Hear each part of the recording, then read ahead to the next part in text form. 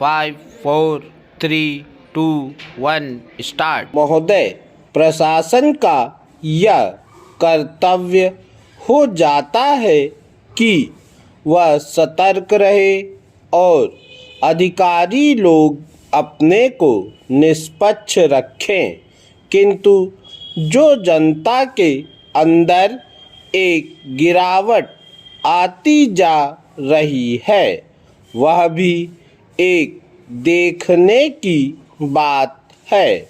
इसलिए मैं चाहता हूँ कि सरकार कोई ऐसा प्रयत्न करे जिससे कि भ्रष्टाचार को रोकने के लिए जो लोगों का नैतिक स्तर ऊंचा होना आवश्यक है उसको ऊंचा किया जा सके।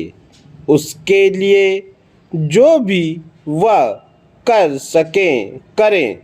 मुझे कहना तो बहुत कुछ था, लेकिन चूंकि मेरा समय समाप्त हो गया है, मैं अब और कुछ नहीं कहूँगा। महोदय, इसलिए मैं माननीय रक्षा मंत्री महोदय का ध्यान इतिहास की उस चेतावनी की ओर दिलाना चाहता हूँ कि हिमालय की चोटी पर जिसका अधिकार रहा है उसका गंगा और यमुना के मैदान पर भी अधिकार रहा है। हम इस आशा में नहीं रह सकते कि हम दुश्मन को हिमालय की चोटी से उतरने दें और फिर मैदान में उसका मुकाबला करें। मुझे याद है कि कुछ वर्ष पहले प्रधानमंत्री जी ने बड़ी दृढ़ता के साथ यह कहा था कि हम हिमालय को दहेज के रूप में नहीं दे देना चाहते और यह नहीं कहना चाहते कि साहब आप टहलते हुए यहाँ आ जाइए।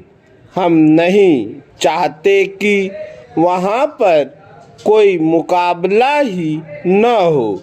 मैं समझता हूँ कि अगर किसी भी सैनिक अधिकारी के दिमाग में अभी तक यह भावना है कि हम हिमालय की ऊंची चोटियों को छोड़कर नीचे मैदान में आकर युद्ध लड़ेंगे, तो उनको भ्रम में नहीं रहना चाहिए।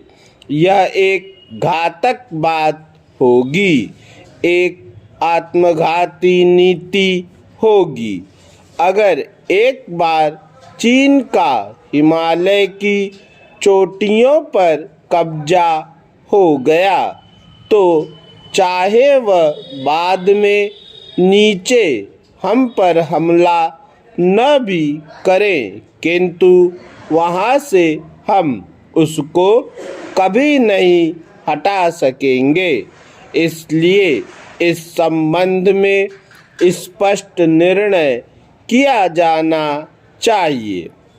इसके बाद में मध्यवर्ती क्षेत्र के बारे में कुछ कहना चाहता हूँ।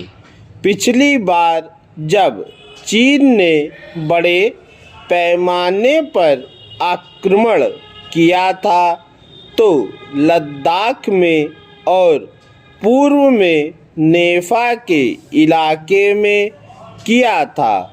मध्यवर्ती क्षेत्र में मिडिल सेक्टर में लड़ाई नहीं हुई थी, लेकिन मेरा अपना अनुमान है और बहुत से लोगों को इस बात की आशंका है कि अगर अब कभी चीन ने दोबारा हम पर आक्रमण किया तो वह मिडिल सेक्टर में करेगा।